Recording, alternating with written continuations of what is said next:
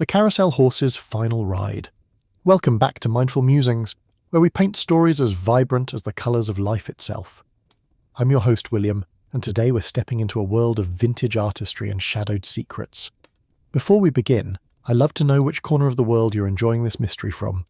I'm reading every single one of your locations, so settle in perhaps with a warm cup of tea, and let's unravel the Carousel horse's final ride. Chapter 1. The Workshop at Millbrook Lane. The restoration workshop at Millbrook Lane had been a fixture of the village for nearly 40 years, occupying a converted barn on the outskirts of town that seemed to exist in its own carefully preserved pocket of time. Its weathered wooden doors opened into a world of careful preservation and meticulous craftsmanship, where the past was not merely studied but actively resurrected through dedication and skill. Miss Jane Marple, despite her advancing years and well-established preference for quiet observation from her cottage, had developed a keen and somewhat unusual interest in the workshop after her nephew Raymond had mentioned a new restoration project of considerable significance. The project involved carousel horses from the Victorian era, pieces that had been collected from a travelling fair that had operated throughout the region during the last decades of the 19th century. These were not simple carnival attractions, but works of genuine artistic merit, each one representing the labour of skilled woodcarvers and painters whose names had largely been lost to history. The restored pieces her nephew had mentioned, were expected to command significant prices in the antiquities market, sought after by both serious collectors and museums interested in preserving examples of the era's craftsmanship. On a crisp autumn morning, with leaves of copper and gold scattered across the lane, Miss Marple made her way along the country road toward the workshop. She carried with her a basket containing fresh scones and homemade jam, ostensibly a simple courtesy call to introduce herself to the craftspeople who had taken on such an interesting project. In truth, she had heard through the varied and reliable channels of village gossip that the chief restorer, a man named Edmund Hartley, had recently arrived from London and brought with him both impressive credentials and a reputation for absolute devotion to historical accuracy. The workshop door was propped open, and the interior revealed itself gradually as her eyes adjusted to the interior light. The space was a marvel of organised creativity. Shelves lined with glass vials of pigments caught the autumn sunlight, creating subtle gradations of colour that ranged from deep crimsons to pale ochres. Workbenches held brushes of varying sizes and materials, specialised tools for the most delicate restoration work, and leather-bound journals recording the provenance and history of each piece under restoration. Several carousel horses stood in various states of their transformation, some stripped to their natural wood surfaces, others beginning to reveal the intricate details of their original decoration beneath layers of accumulated paint and neglect. Edmund Hartley was a man of approximately 72 years, with the kind of steady hands that suggested decades of precise work. His face carried the lines of someone who had spent a lifetime studying fine details, and his eyes, behind wire-rimmed spectacles, possessed the intense focus of a scholar and craftsman combined. He was bent over the head of a particularly magnificent carousel horse, examining the layers of paint beneath a magnifying lens, with a concentration that suggested he was reading ancient texts rather than looking at pigmented surfaces. "Good morning," he said, looking up from his work as Miss Marple entered, extending a welcoming smile. "I don't believe we've met, though I suspect your presence here isn't entirely accidental. The village grapevine being what it is, I imagine you're Miss Jane Marple." The resident observer of human nature and social dynamics, Miss Marple felt a slight thrill of surprise and amusement at being so directly addressed. She had grown accustomed to people discovering her reputation through indirect means, whispered conversations, and cautious inquiries. This man's directness was refreshing, if somewhat unexpected. "You're very well informed, Mr. Hartley," she replied warmly, setting down her basket. "I confess I've heard intriguing things about your work here. The carousel pieces sound absolutely fascinating, and I thought a personal visit would be more honest than relying entirely on second-hand accounts." Edmund's expression brightened noticeably at this response. "Come, let me show you the work. I believe you'll find it interesting from more than merely artistic perspectives." He led her to the nearest horse, a magnificent creature that must have stood nearly 7 feet high, with an arched neck and intricately carved mane that suggested the original carver had possessed genuine artistic talent. This is Meridian, as we've come to call her, though she may have had a different name when she was part of the travelling fair that operated in this region during the 1880s and 1890s. She dates from approximately 1889, based on the construction methods and wood type used for the body. As Edmund spoke, Miss Marple found herself drawn into his evident passion for the work. This was not a man simply engaged in technical restoration, but one who felt a genuine responsibility to the artistic vision of craftspeople long since past. Every detail he pointed out, from the curvature of the horse's leg to the symbolic elements carved into the saddle, was discussed with the reverence of someone handling sacred objects. The remarkable thing about pieces like this, Edmund continued, gesturing around the workshop, is that each layer of paint tells a story about the piece's history. Look here. He pointed to a small section where paint had been carefully removed to reveal the layers beneath, like an archaeological excavation conducted at microscopic scale. The bottom layer, closest to the wood, is the original 19th century work. Above it we can see repainting from perhaps the 1920s, when the Carousel was still in operation. Then comes damage and amateur repairs from the mid-20th century. And finally the weathering and deterioration that brought the piece to us. At that moment, another figure emerged from the back room of the workshop, moving with the precise movements of someone accustomed to working in controlled environments. This was Dr. Samuel Price, a man in his early 40s with sharp features and hair that was beginning to grey at the temples. He carried himself with the air of someone aware of his own expertise and perhaps slightly impatient with those who did not immediately acknowledge it. "Miss Marple," Dr. Price acknowledged with a brief nod that was more professional courtesy than warm greeting. "I understand you've developed something of a reputation in the village for uncovering the mechanisms of deception and fraud. Interesting hobby for someone with your background." Miss Marple felt a flutter of subtle unease at the observation. The young man's tone was not precisely hostile, but it contained an edge of something defensive, as if he anticipated criticism before it had been offered. She had learned over many years that people often reveal their deepest vulnerabilities and anxieties through such initial reactions.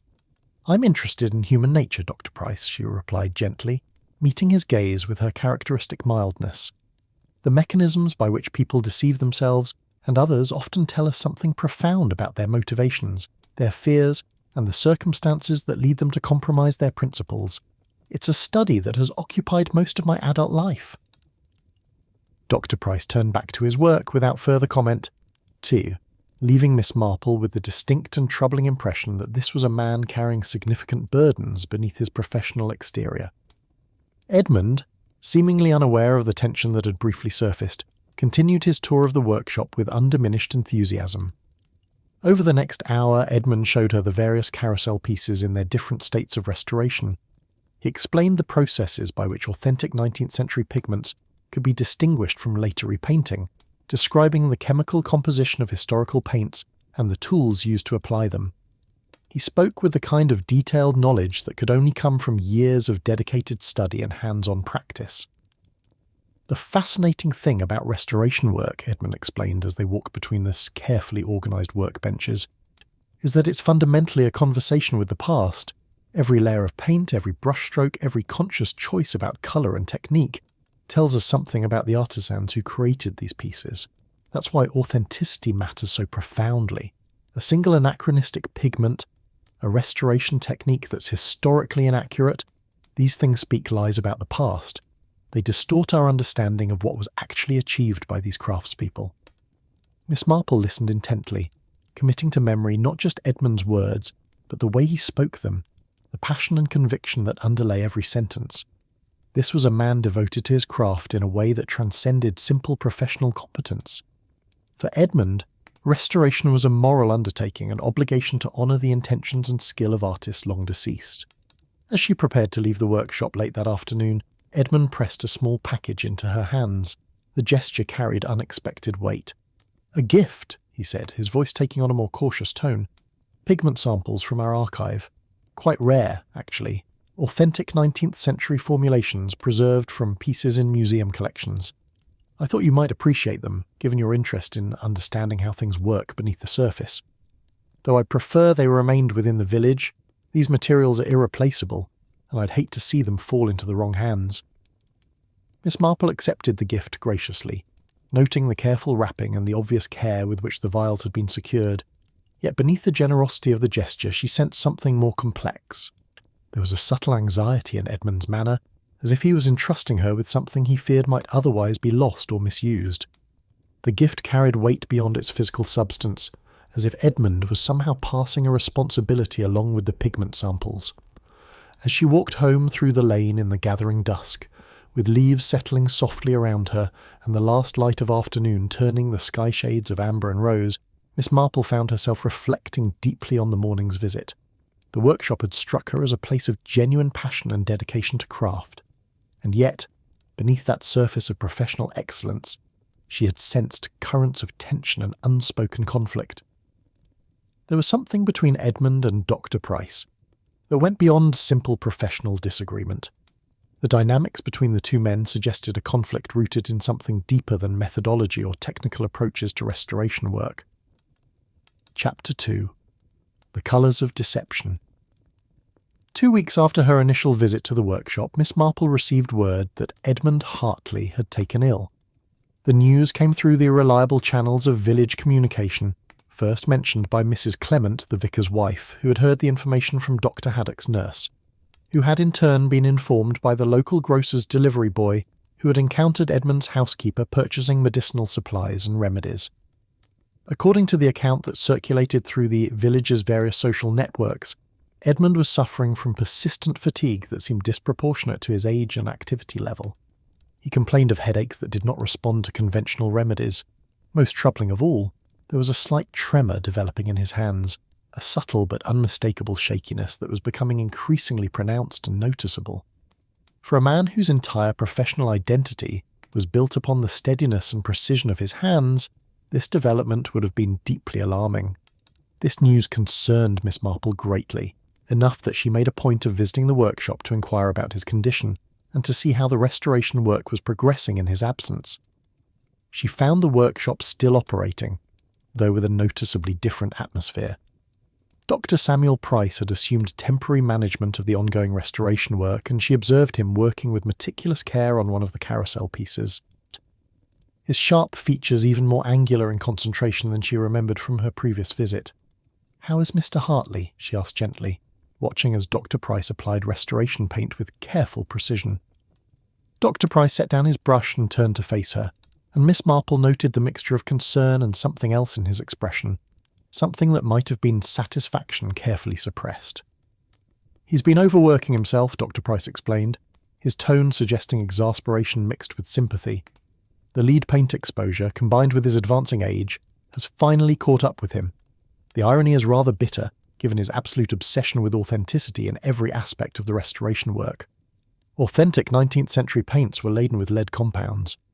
In his quest to restore these carousel pieces to their original appearance and composition, he's been slowly poisoning himself through accumulated exposure.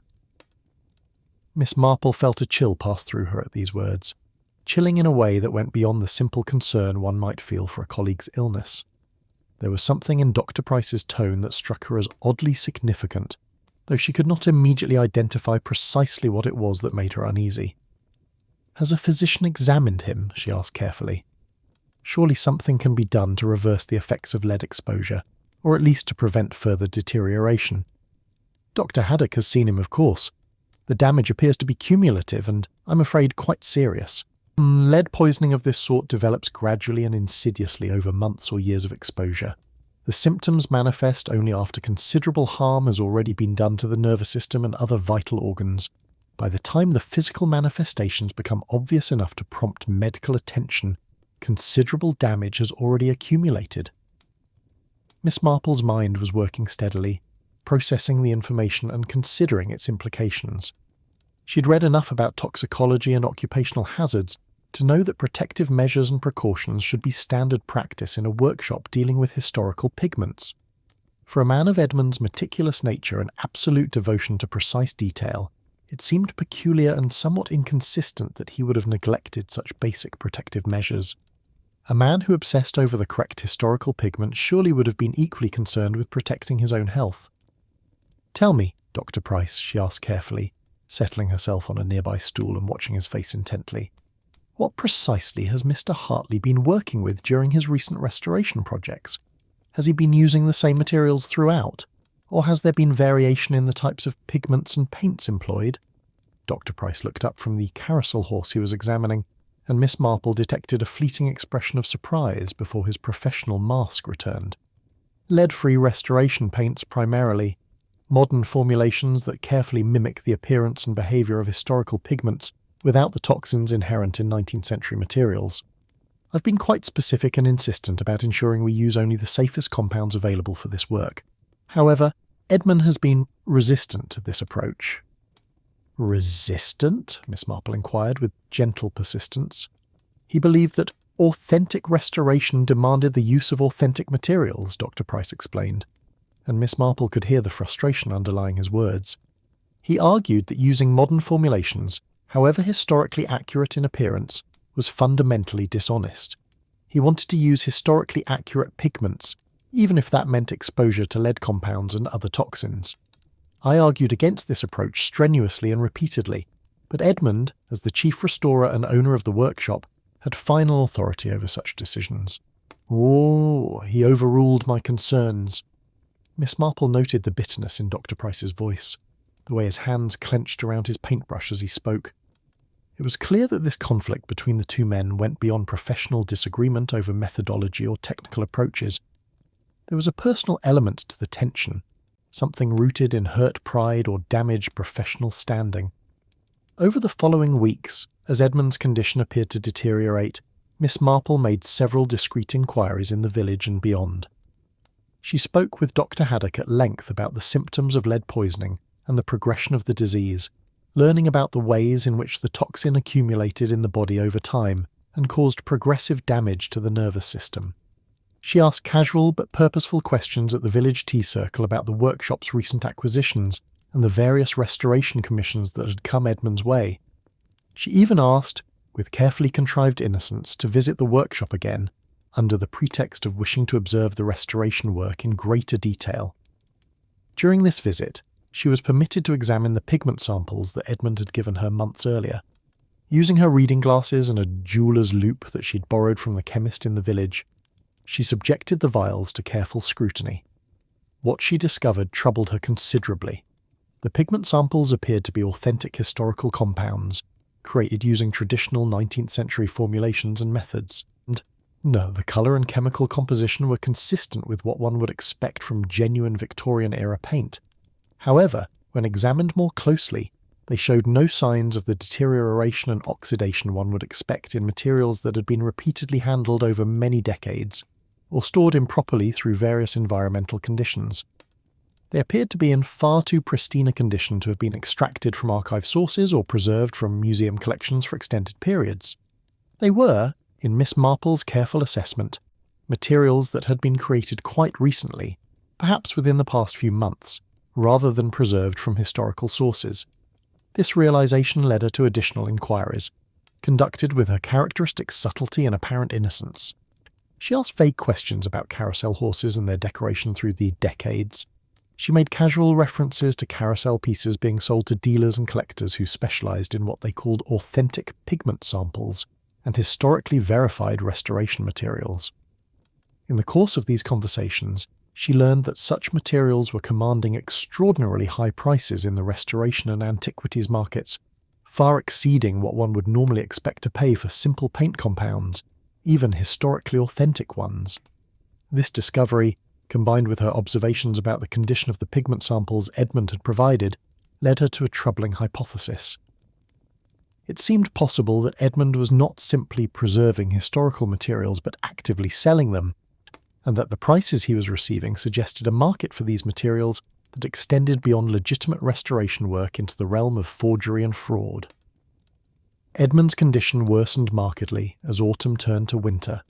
His tremors became so severe that he could no longer hold a brush with any steadiness. His cognitive function, which had always been sharp and precise, began to show worrying signs of deterioration. He experienced confusion and difficulty concentrating, symptoms that suggested the lead poisoning was affecting his neurological function in increasingly serious ways. Miss Marple made a point of visiting him at his home during this period, finding him in a modest cottage filled with books about art history and restoration technique. In his weakened state, Edmund was more talkative than he might have been otherwise. And during one visit, when pain and fatigue had clearly overcome his usual professional reserve, he grasped her hand with surprising strength, despite his obvious physical deterioration. "Miss Marple," he whispered, his voice barely above a breath. "There's something I should have told you months ago. Something about the pigments, about what I've been doing with the carousel pieces. I was going to make it right, I swear to you, but my hands betrayed me, and now it's too late to explain properly or to make adequate restitution. I was a fool to believe I could sustain this deception indefinitely." Miss Marple leaned closer, her heart quickening with the significance of the confession that seemed about to emerge. "There's still time," she assured him gently, taking his trembling hand in both of hers. "Tell me what troubles you. Can help me understand what has been happening at the workshop." But Edmund fell back against his pillows, exhaustion overwhelming him completely, and the moment passed before he could complete his confession. The window of opportunity closed as he drifted into an uneasy sleep, and Miss Marple found herself sitting beside his bed, her mind racing with implications and questions. Chapter 3. The Pigment Trail. Edmund Hartley was hospitalised the following week, and despite Dr. Haddock's most dedicated and skilled medical efforts, despite the application of every contemporary treatment available to address lead toxicity, Edmund's condition continued its inexorable decline. The damage that had accumulated in his system over months of exposure proved too extensive, too deeply ingrained in his organs and tissues. He passed away on a grey November afternoon, with the rain pattering against the hospital windows and the attending nurse noting his peaceful expression in his final moments. The death certificate was completed with professional care and documentation. The cause of death was listed as lead poisoning, the mechanism clearly identified as chronic occupational exposure. There was no suggestion of anything other than a tragic accident, the inevitable consequence of a restorer's commitment to authenticity taken to an extreme and self-destructive degree. Yet, for Miss Marple, sitting in her cottage as news of Edmund's death circulated through the village, there remained questions that the official explanation did not adequately address. She found herself returning repeatedly to her observations about the pigment samples, or about the mysterious sales of authentic Carousel pigments, about the tremor in Edmund's hands that had seemed to develop with remarkable suddenness, about the conflict between Edmund and Dr. Price that had been clearly visible but never directly addressed. Following Edmund's death, the workshop at Millbrook Lane fell into a period of considerable uncertainty and transition. Dr. Samuel Price continued the restoration work, stepping into the role of temporary manager while discussions of the workshop's future ownership and management proceeded through the proper legal and administrative channels. Furniture was sold, contracts were renegotiated, and the outstanding commissions were evaluated to determine which could be completed and which would need to be returned to their original commissioners. It was during this period of transition and change that Miss Marple began to piece together a more complete picture of what had actually been occurring within the workshop walls. She did this with her characteristic subtlety and indirection, making inquiries that appeared to be purely conversational, posing questions that seemed prompted by idle curiosity rather than investigative purpose. She requested a meeting with Inspector Crayock, the same methodical and intelligent police officer who had assisted her on previous occasions and who had come to respect her insights and observational abilities. They met in her sitting room on a cold December morning, with the fire crackling in the grate and tea and fresh scones providing warmth and comfort against the chill outside. "I've been reflecting on Mr. Hartley's death," Miss Marple began, Monsieur, carefully setting down her knitting to give the inspector her full attention. "And I believe there may be considerably more to this matter than simple occupational exposure to toxic materials. The circumstances, when examined carefully, suggest something darker and more deliberate." Inspector Crayock settled into his chair with the patience that he had learned to extend toward Miss Marple's observations and theories. He had over the years come to understand that her seemingly simple observations often contained insights that had eluded more formally trained investigators. "What specifically concerns you, Miss Marple?" he asked, his pen poised above his notebook. "The pigment samples that Edmund gave me," she began, walking the inspector through her careful examination of the vials. "When analysed, they appear to be recently created rather than preserved from historical sources. The condition is far too pristine, the deterioration far too minimal to suggest they had been preserved for extended periods. Additionally, I've made inquiries into the sales of authentic Carousel pigments in the marketplace. These materials have been commanding extraordinary prices, far in excess of what one would normally expect for paint compounds, even historically authentic ones. You're suggesting Mr. Hartley was creating forged historical materials and selling them? Inspector Crayock asked, his expression growing more serious. I'm suggesting something more complex and more troubling than that, Inspector. I believe Mr. Hartley was systematically removing paint from the original Carousel horses under his care, stripping authentic 19th century surfaces to obtain genuine historical pigments, and then selling these materials as authentic to dealers, forgers, and unscrupulous collectors. The irony is profoundly bitter, given his publicly stated obsession with restoration integrity and authentic preservation. Inspector Crayock leaned back in his chair, considering this information carefully. That would constitute both theft from the artworks themselves and fraud in the resale of materials. A serious crime, certainly, but Miss Marple, are you suggesting that this alone led to his death? That the lead poisoning resulted from his own fraudulent activities? No, Inspector. I believe someone at the workshop was aware of these activities and was deliberately replacing Mr. Hartley's lead-free restoration paints with lead-based compounds. I believe that someone wanted him poisoned slowly and systematically over a period of months. I believe Edmund's death was not an accident but a calculated and methodical murder disguised as occupational hazard. The inspector's pen paused in mid-motion. You're suggesting premeditated murder disguised as accidental poisoning? I am indeed, and I believe the motivation stems from professional rivalry and the protection of a reputation that had been systematically undermined by Mr. Hartley's fraudulent activities.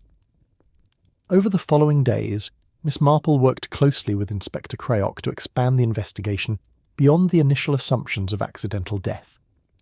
They discovered that Dr. Samuel Price had, over the past several years, built a reputation as a leading expert in pigment authentication.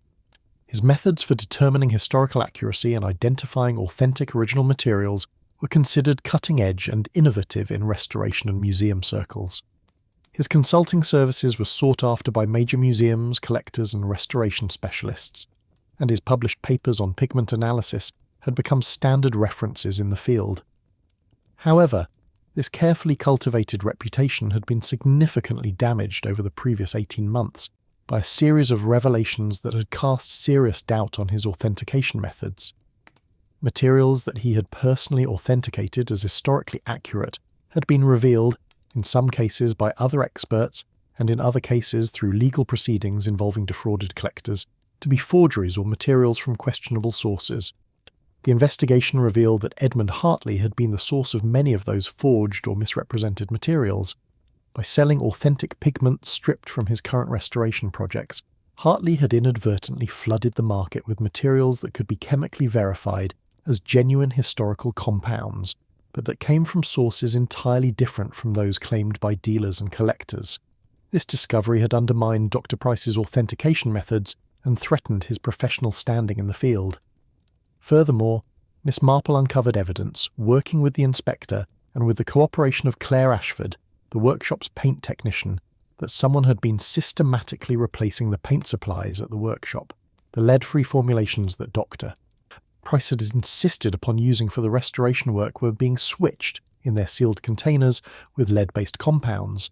This had been done with considerable care and attention to detail, enough that neither man might have noticed immediately the substitution.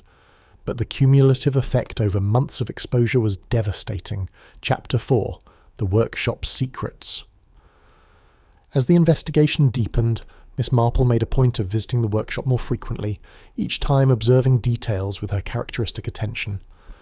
She noted the precise inventory of supplies, the security measures in place, and most importantly the daily routines and interactions between the people who worked there. She observed the way Dr. Price moved through the workshop, the frequency with which he checked the supply inventory, the manner in which he handled the paint containers and vials of pigments. Dr. Samuel Price was not the only employee at the workshop.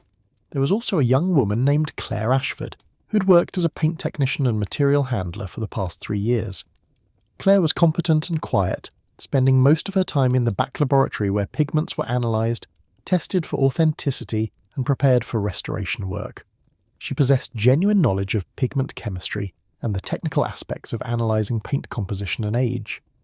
Miss Marple invited Claire to tea one afternoon, using the pretext of wanting to understand more about the technical aspects of carousel restoration and pigment analysis. Claire arrived at her cottage looking noticeably nervous, fidgeting with her cup and saucer as they settled into Miss Marple's sitting room. "Tell me," Miss Marple began gently, with her characteristic directness that seemed to invite honesty, "how long have you known that the paint supplies were being tampered with at the workshop?" Claire's cup clattered against its saucer, and she set it down with a trembling hand. "I don't know what you mean, Miss Marple." "I think you do," Miss Marple replied, her voice kind but firm. "You work in the laboratory. You would notice if the sealed containers were being opened and their contents replaced. You would notice if someone was introducing lead compounds into formulations that should have been completely toxin-free. You have the knowledge and the opportunity to have observed such tampering." Claire set down her cup with shaking hands and stared at the table for a long moment. Finally, she began to speak, her voice barely above a whisper. "I noticed irregularities in the supplies about 8 months ago. The seals on some containers didn't match the original manufacturer's marks and coding. The contents looked different when examined under the spectroscope. The chemical composition appeared to have changed. I was confused at first, thinking perhaps I was mistaken about the products or that there had been some error in ordering. But then I realized someone was deliberately switching them." "And you reported this to whom?" Miss Marple asked. "To Dr. Price. I went to him with my concerns, showed him the evidence and the test results. He seemed unsurprised by what I told him. He seemed almost as if he had been expecting me to discover this. He said not to worry about it, that he was handling the situation in his own way. He asked me not to mention it to Mr. Hartley. He said Mr. Hartley had enough to worry about and that the matter was being addressed." Miss Marple set down her knitting with deliberate care. "Dr. Price knew about the tampering?" "Yes. And more than that, Miss Marple. I found documentation in the laboratory, hidden behind some old files and boxes. There were letters between Dr. Price and a supplier, discussing replacement materials and delivery schedules. I believe Dr. Price was deliberately introducing the lead compounds into Mr. Hartley's work environment." Claire went on to provide additional details. She described how Dr. Price had begun ordering supplies under aliases and having them delivered to an address in the neighbouring village. She explained how he'd carefully substituted the materials into the workshop's inventory, timing his replacements to avoid immediate detection. She revealed that Dr. Price had seemed almost obsessed with the task, checking frequently to ensure the substitutions had been maintained. "Did you consider going to Mr. Hartley or to the authorities with this information?" Miss Marple asked. "I wanted to," Claire admitted, tears forming into her eyes. "But Dr. Price, he made it clear that my job depended on my silence. He said that if I spoke up, he would ensure I was never hired at another workshop in the region. He said he had connections and influence, and I was afraid of him, Miss Marple. I was genuinely afraid." Miss Marple reached across the table and took Claire's hand gently. "You did the right thing by telling me. What you have done here, by overcoming your fear and speaking the truth, is an act of courage and integrity. Mr. Hartley's memory deserves that, and justice requires it." Chapter 5. The Scientist's Resentment. The confession from Claire Ashford was significant and damning, but Miss Marple knew that she needed to understand Dr. Price's motivation with greater depth and complexity. She needed to understand what circumstances, what specific injuries to his professional standing and personal pride had led him to cross the line from victim to perpetrator of deliberate harm. She made discreet inquiries into his professional history, working with Inspector Crayock and drawing on her connections within the academic and museum communities. What emerged was a troubling pattern of professional decline and reputational damage that provided considerable context for understanding Dr. Price's actions. Dr. Price had begun his career in pigment analysis with genuine promise and skill. He had been building his reputation as a pigment analyst for nearly 20 years, accumulating knowledge and expertise at a steady pace. His methods for authentication were meticulous and scientifically rigorous, based on careful chemical analysis and comparison with authenticated historical samples. He had published numerous papers on the subject in respected academic journals and had become a sought-after consultant for museums, collectors, and restoration specialists throughout the region and beyond. However, beginning about 2 years before Edmund's death, his reputation had begun to suffer significantly and progressively. Several high-profile authentication cases that he'd certified had later been revealed as fraudulent. Collectors who had purchased pieces based on his authentication had sued him for damages. His consulting contracts had begun to dry up as institutions became reluctant to risk their reputations on his work. Insurance companies were becoming increasingly reluctant to work with him, citing the frequency of disputed authentication cases. His entire professional standing was being systematically undermined and destroyed. The source of these forged materials and problematic authentications had been traced, through both Inspector Crayock's official investigation and Miss Marple's private inquiries, directly back to Edmund Hartley and the workshop at Millbrook Lane. Hartley had been systematically stripping authentic carousel horses of their original paint, removing the 19th century surfaces that he was supposedly restoring. He would then sell the removed materials as authentic historical compounds to dealers and collectors.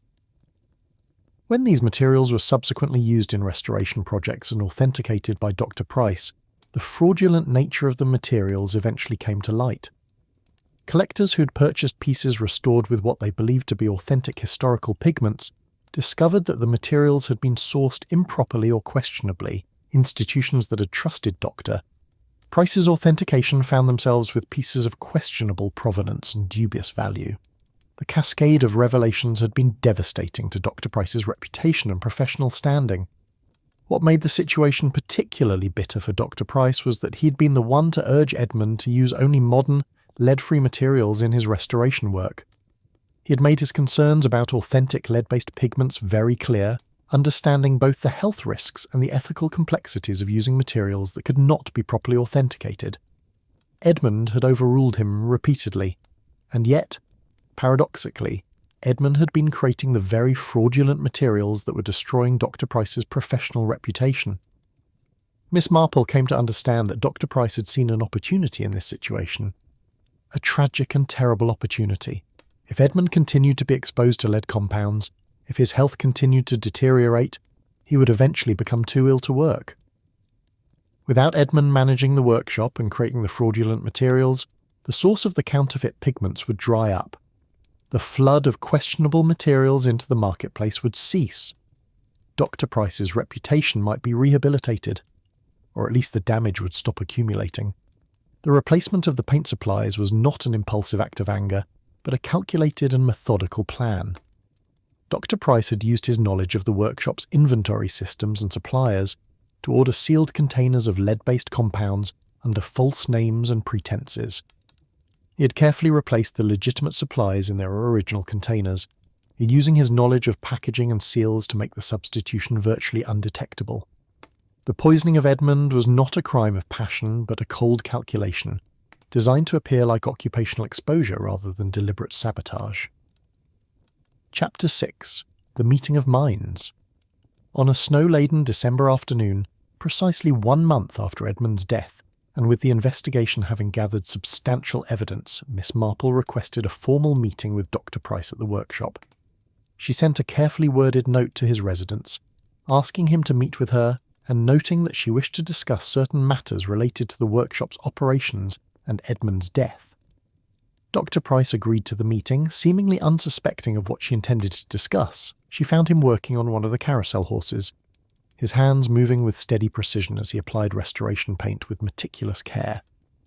There was something almost meditative about his concentration, as if the work itself provided him with a kind of escape from the complexities and moral failures that had brought him to this point. "Dr. Price," Miss Marple began, without preamble, "I believe I understand what has been occurring at this workshop over the past several months." Dr. Price's brush paused in mid-motion. His hands remained steady, but his shoulders tensed slightly. Without turning around to face her, he asked quietly, "And what might that be, Miss Marple?" "I believe you have been systematically poisoning Mr. Edmund Hartley by replacing his lead-free restoration paints with lead-based compounds. I believe you did this deliberately, methodically, and with full knowledge of the consequences. I believe you did this because Mr. Hartley's fraudulent pigment sales were damaging your professional reputation, undermining years of careful work and study. You saw his illness and eventual death as a solution to your professional problems, a way to eliminate the source of the fraudulent materials that were destroying your standing in the field." Dr. Price set down his brush with exaggerated care, taking his time with the motion as if gathering his thoughts and composing his response. When he finally turned to face her, Miss Marple saw that his expression was one of controlled fury barely contained beneath a veneer of rationality. "You have no proof of any such thing," he said quietly, his voice steady but with an undercurrent of suppressed emotion. "Actually, I have a considerable amount of proof," Miss Marple replied with calm certainty. "Claire Ashford has provided documentation showing your correspondence with a supplier regarding replacement materials and delivery schedules. Inspector Crayock has begun the process of tracing the lead-based paint compounds back to their sources, to suppliers and purchase orders that bear your name or addresses associated with you. And most damning of all, there is the matter of your professional decline and its clear and demonstrable correlation with Edmund's fraudulent activities. Your reputation was thriving until Edmund began selling his forged materials. Your cases began to fail when collectors and institutions discovered the source of those materials. The timeline is clear and irrefutable." "Edmund destroyed my career," Dr. Price said, his voice rising slightly, emotion breaking through his professional composure. "Do you understand what that means? Do you comprehend what it is to have your life's work, the accumulation of decades of dedication and study, suddenly called into question? I spent 20 years building a reputation for expertise in pigment authentication. I published groundbreaking research. I was consulted by major museums and collectors throughout the world. My methods were considered authoritative. And then Edmund, with his criminal enterprise and his obsession with profit, undermined all of that. He flooded the market with materials I had certified as authentic, making me look like a fraud, making my expertise worthless." "I understand your anger," Miss Marple said gently, moving closer to him. "I understand the pain of seeing your professional reputation damaged through circumstances partially beyond your control. But understanding motivation does not excuse murder, Dr. Price. Understanding the circumstances that led you to this point does not absolve you of responsibility for your actions." "Is it murder if one simply removes the opportunity for continued deception?" Dr. Price asked, his tone taking on a philosophical quality that was almost detached from the gravity of what he was discussing. "If one merely allows the natural consequences of a man's own crimes to reach their conclusion? If one accelerates the inevitable consequences of his own moral failures? It is murder when one deliberately accelerates those consequences with knowledge and intent. It is murder when one poisons another human being. No matter how clever the justification or how deeply one believes the victim deserved punishment. The law, Dr. Price, and morality as well, recognize no exception for such reasoning." Dr. Price slumped slightly, his shoulders dropping as if an invisible weight had suddenly become too heavy to bear. The fury that had animated him seemed to drain away, replaced by a kind of weary resignation that suggested he had known all along that this moment would come, that the weight of his actions would eventually become too great to carry. "I suppose Inspector Crayock is waiting outside with constables to arrest me?" he asked, his voice now hollow and deflated. "He is nearby, yes. I thought it only fair to give you the opportunity to hear my conclusions directly from me. And to understand that I knew the full complexity of your situation before any formal charges were brought. I thought you deserved that small dignity." "Thank you," Dr. Price said, and the words seemed to surprise him even as he spoke them. "That's kind, in a way I don't deserve." Chapter 7. The Layers Beneath. Following Dr. Price's confession and his formal arrest by Inspector Crayock, the investigation into the workshop's activities expanded significantly in scope and depth. The inspector worked methodically through the remaining evidence, uncovering details that painted a complex picture of a web of professional ambition, personal betrayal, and ethical compromise that had touched far more people than initially appeared. Edmund Hartley's fraudulent activities had begun years earlier, almost accidentally, or almost as if he'd simply stumbled into them without fully recognizing the moral implications of his actions. He'd been working on a particularly challenging restoration project involving a carousel horse that had deteriorated extensively over the decades. As he examined the piece, he realized that the original 19th century paint beneath the accumulated layers was itself beginning to deteriorate, threatening to be lost entirely if not carefully preserved. Rather than allowing this historical material to be lost to time and neglect, Edmund had made the decision to carefully strip away the authentic 19th century paint and preserve it as a material sample. What had begun as a single preservation project motivated by a desire to prevent the loss of irreplaceable historical materials, had evolved gradually into something far more problematic and ethically compromised. The realization that dealers and collectors would pay extraordinary prices for authentic 19th century carousel pigments had transformed Edmund's thinking. What had begun as historical preservation became a source of income. The financial rewards of providing these materials to dealers and forgers had become increasingly intoxicating. Edmund had begun deliberately removing original paint from carousel pieces under his care, stripping authentic 19th century surfaces that he was ostensibly restoring and preserving. This irony was not lost on Miss Marple as she reviewed the evidence with Inspector Crayock in the days following Dr. Price's arrest. Edmund's obsession with authenticity and historical preservation had led him to create a system of systematic fraud and forgery. In his attempt to preserve historical materials, he had destroyed the very artworks that gave those materials their significance and value. He had removed the original paint from pieces of considerable historical and artistic merit, replacing them with his own careful recreations that, while skilled and knowledgeable, could never truly replicate the hand of the original 19th century artisan. The tragedy was compounded by what the investigation eventually revealed. Dr. Price, meanwhile, had become increasingly aware of Edmund's activities through the problems that began appearing in his own professional practice. Each fraudulent authentication case, each discovery that he had certified counterfeit materials as authentic, had been a direct result of Edmund's systematic stripping of original paint from the carousel horses. Yet what Miss Marple found most troubling was that Edmund appeared to have been planning to make restitution. In the weeks before his death, in the days when his physical condition was deteriorating and his cognitive function was beginning to fade, Edmund had been in contact with a solicitor about creating a fund to compensate the collectors who had purchased his forged materials. He had been gathering documentation about his fraudulent activities, apparently intending to make a full confession to the authorities. Whether Edmund would have followed through on these intentions remained unknowable. What was clear was that Dr. Price had not known about these plans. His poisoning of Edmund appeared to have been motivated not by any certainty of Edmund's continued criminal behaviour, but by fear that the damage to his reputation would continue and potentially worsen. Dr. Price had acted on the assumption that Edmund would never voluntarily cease his fraudulent activities. Inspector Crayock was troubled by this revelation. He discussed it extensively with Miss Marple during their meetings to finalise the evidence and prepare the case for prosecution.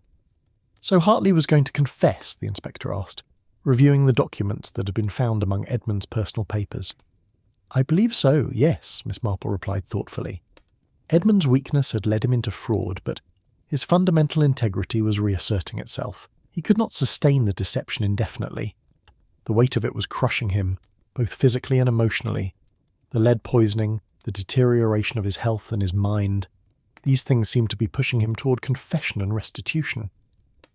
And Dr. Price murdered a man who was about to salvage some portion of his own integrity and make amends for his crimes?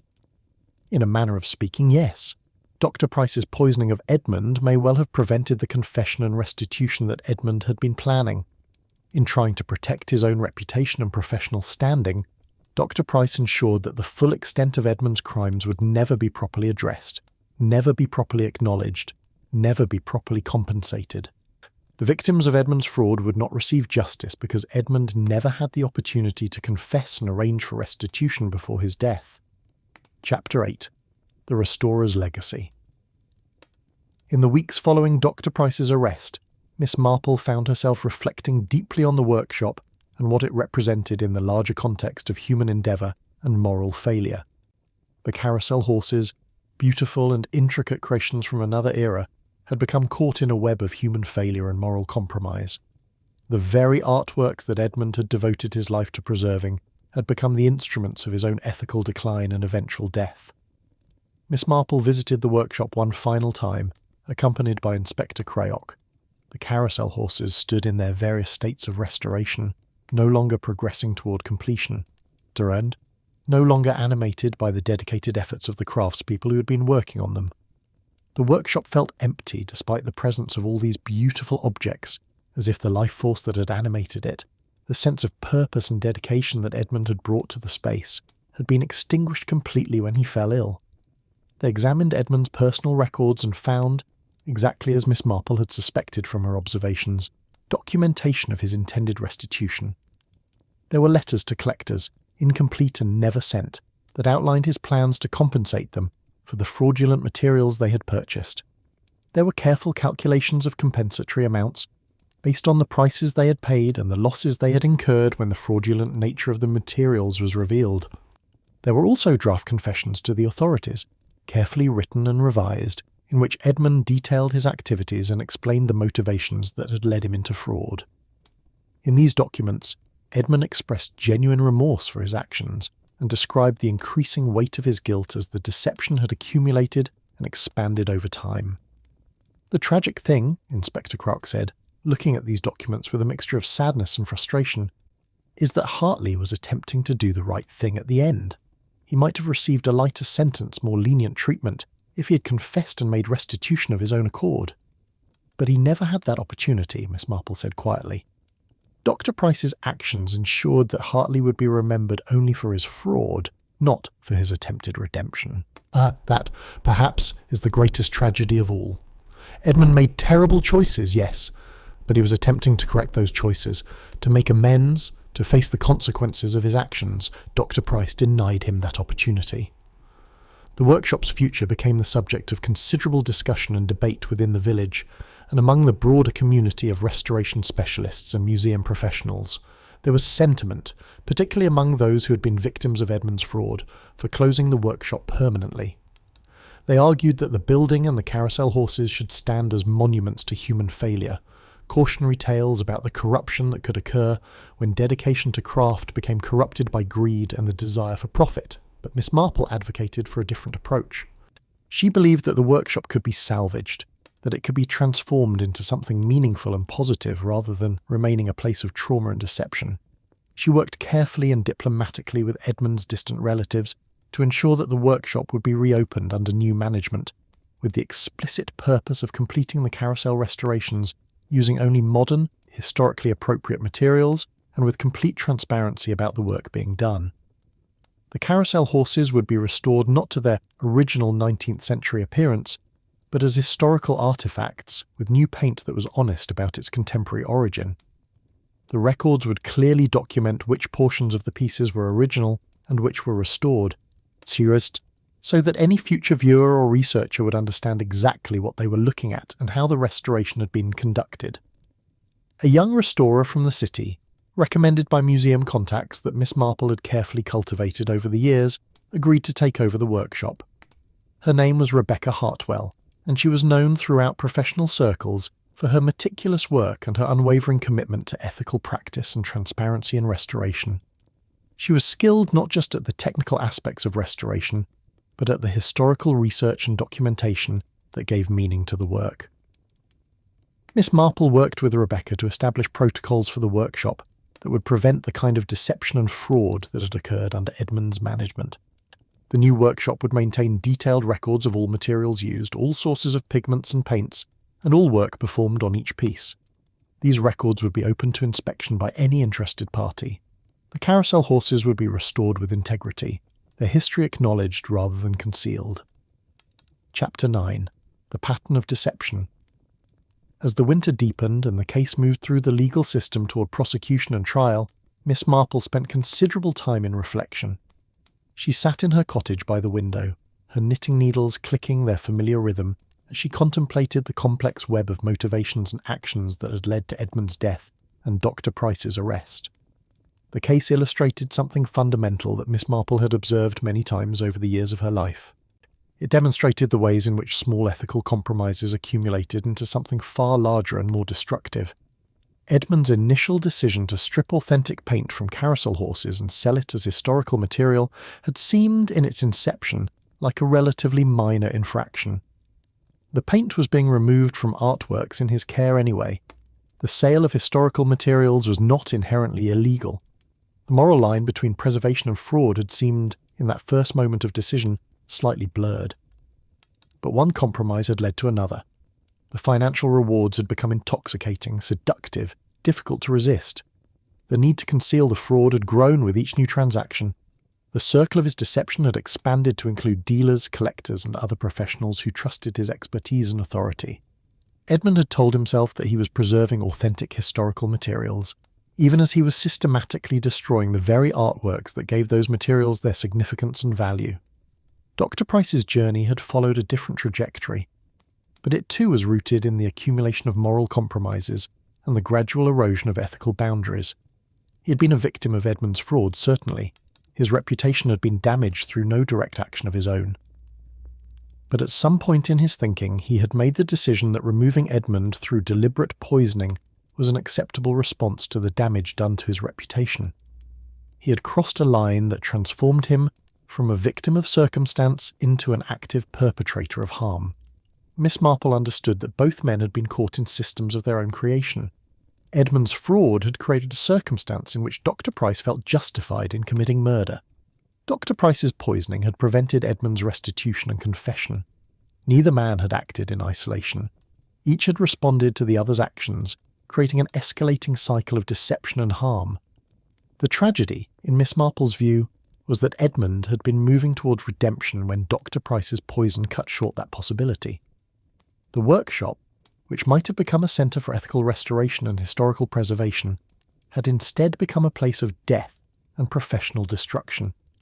The Carousel horses, which might have been restored with integrity and honesty, had instead become artefacts of betrayal and moral failure. During this period, Miss Marple also received a letter from Philippa Hayes, the young woman who had come to the workshop as a garden designer and who had been indirectly affected by Edmund's fraudulent activities. The letter was heartfelt and sincere. Philippa had come to understand through the investigation and through her own reflection that the materials Edmund had sold had been used in various restoration projects, some of which had deceived collectors and institutions that trusted in the expertise of people like Dr. Price. "Dear Miss Marple," the letter began, "I wanted to express my gratitude for your role in bringing the truth about the workshop to light. I came to St. Mary Mead hoping to build a new life and career in landscape design. Instead, I found myself caught up in a tragic story of deception and betrayal. But I want you to know that your dedication to truth and justice has brought some measure of clarity and peace to a situation that seemed hopelessly complicated and sad." Miss Marple kept the letter in her correspondence box, returning to it occasionally when she found herself troubled by the memory of the case. It reminded her that even in situations of great moral failure and human tragedy, there remained the possibility of clarity, understanding, and even a kind of redemption through honest acknowledgement of what had occurred. Chapter 10. The Carousel's Final Ride. On a clear winter morning, with sunlight breaking through the clouds and the frost melting on the garden path, Miss Marple attended the opening of the newly reopened workshop under its new management.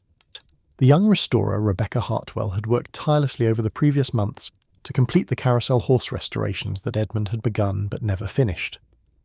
The pieces stood in the workshop now, restored to their original beauty where it had been preserved, their new paint carefully documented and authenticated.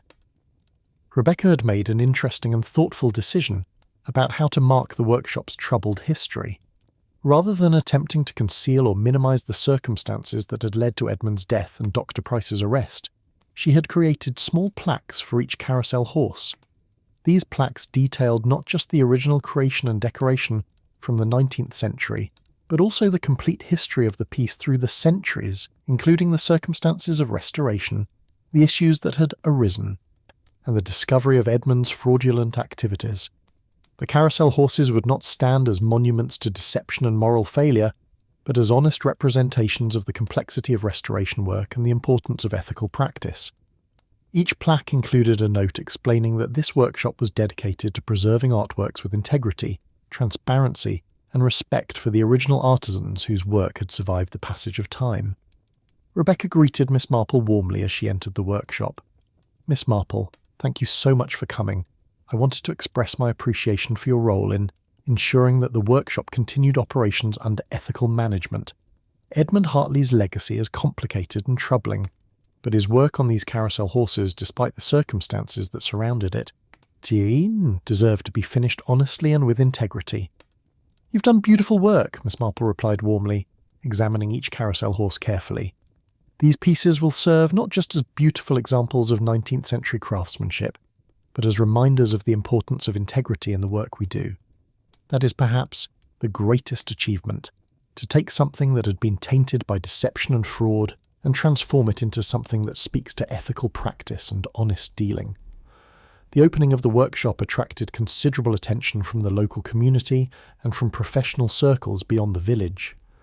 People came to see the restored carousel horses, to read the plaques documenting the complete history of each piece, and to understand how the workshop had emerged from tragedy and moral failure to become a centre for ethical restoration practice. Inspector Crayock attended the opening as well, observing the restored pieces and the documentation of the workshop's history with satisfaction. He had completed his case against Dr. Price and was confident that the prosecution would result in conviction. The evidence was substantial and irrefutable. Dr. Price had deliberately poisoned Edmund Hartley, and the motivation for the crime, while understandable in some respects, could not excuse or mitigate the severity of the offence. That afternoon, after the formal opening had concluded and the crowds had dispersed, Miss Marple walked home through the winter landscape. The sky had clouded over again, and occasional flakes of snow began to fall, gentle and pure, and covering the frozen ground. She found herself reflecting on the complexity of the case and what it revealed about human nature. Edmund's death, tragic as it was, had not been meaningless. It had prevented further deception. It had forced the workshop to confront its own ethical failings and to emerge transformed. The carousel horses, which had been the instruments of Edmund's downfall, would now serve as symbols of the possibility of honest restoration and ethical practice. Dr. Price's conviction for murder would take its course through the legal system. He would face the consequences of his actions.